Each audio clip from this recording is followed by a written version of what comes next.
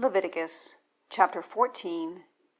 And Yahweh speaks to Moses, saying, This is a law of the leper, in the day of his cleansing, that he has been brought to the priest, and the priest has gone out to the outside of the camp. And the priest has seen, and behold, the plague of leprosy has ceased from the leper. And the priest has commanded, and he has taken for him who is to be cleansed 2 clean living birds, and cedar wood, and scarlet, and hyssop. And the priest has commanded, and he has slaughtered 1 bird on an earthen vessel over running water.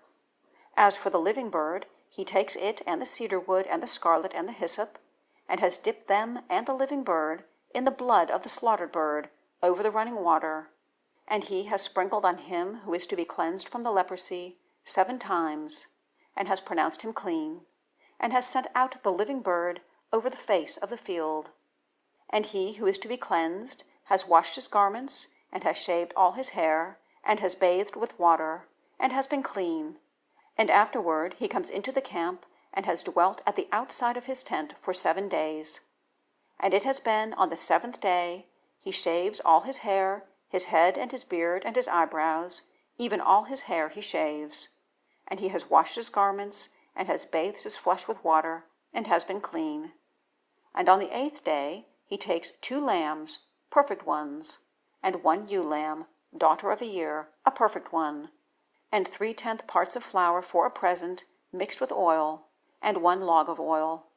And the priest who is cleansing has caused the man who is to be cleansed to stand with them before Yahweh at the opening of the tent of meeting. And the priest has taken 1 male lamb, and has brought it near for a guilt offering, also the log of oil, and has waved them as a wave offering before Yahweh. And he has slaughtered the lamb in the place where he slaughters the sin offering and the burnt offering, in the holy place. For, like the sin offering, the guilt offering is for the priest, it is most holy. And the priest has taken of the blood of the guilt offering, and the priest has put it on the tip of the right ear of him who is to be cleansed, and on the thumb of his right hand, and on the great toe of his right foot. And the priest has taken the log of oil, and has poured it on the left palm of the priest, and the priest has dipped his right finger in the oil which is on his left palm, and has sprinkled of the oil with his finger 7 times before Yahweh. And of the remainder of the oil which is on his palm, the priest puts it on the tip of the right ear of him who is to be cleansed, and on the thumb of his right hand, and on the great toe of his right foot, on the blood of the guilt offering.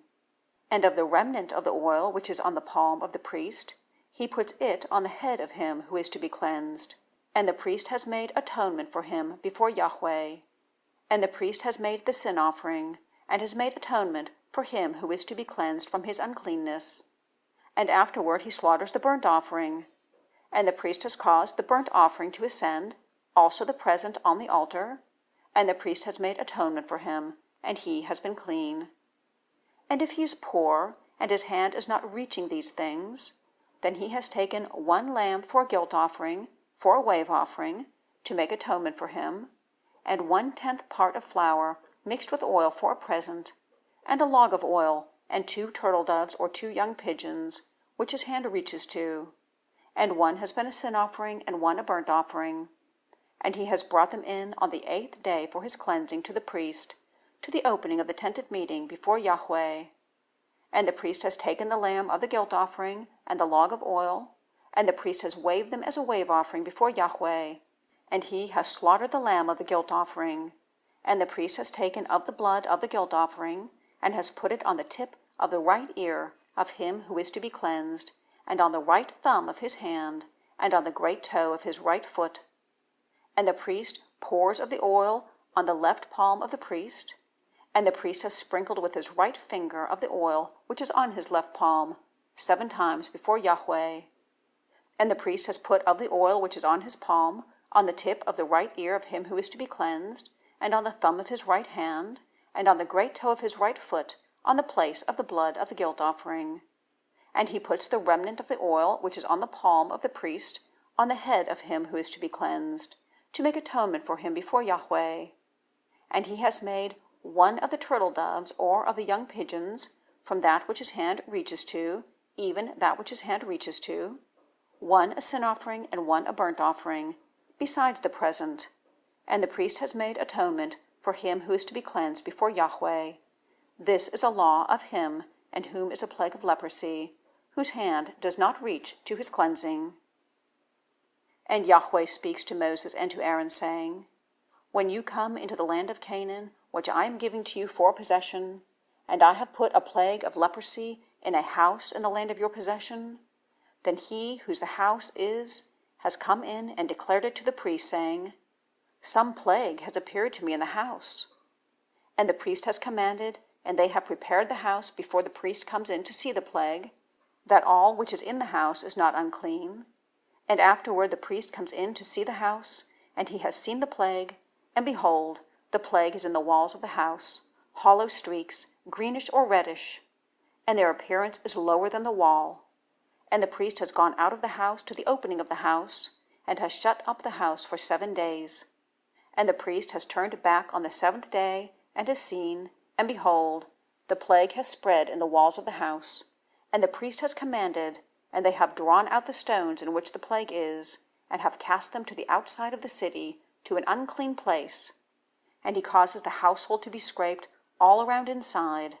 And they have poured out the clay which they have scraped off at the outside of the city, at an unclean place, and they have taken other stones, and brought them to the place of the stones. And he takes other clay, and has coated the house. And if the plague returns, and has broken out in the house after he has drawn out the stones, and after the scraping of the house, and after the coating, then the priest has come in and seen, and behold, the plague has spread in the house.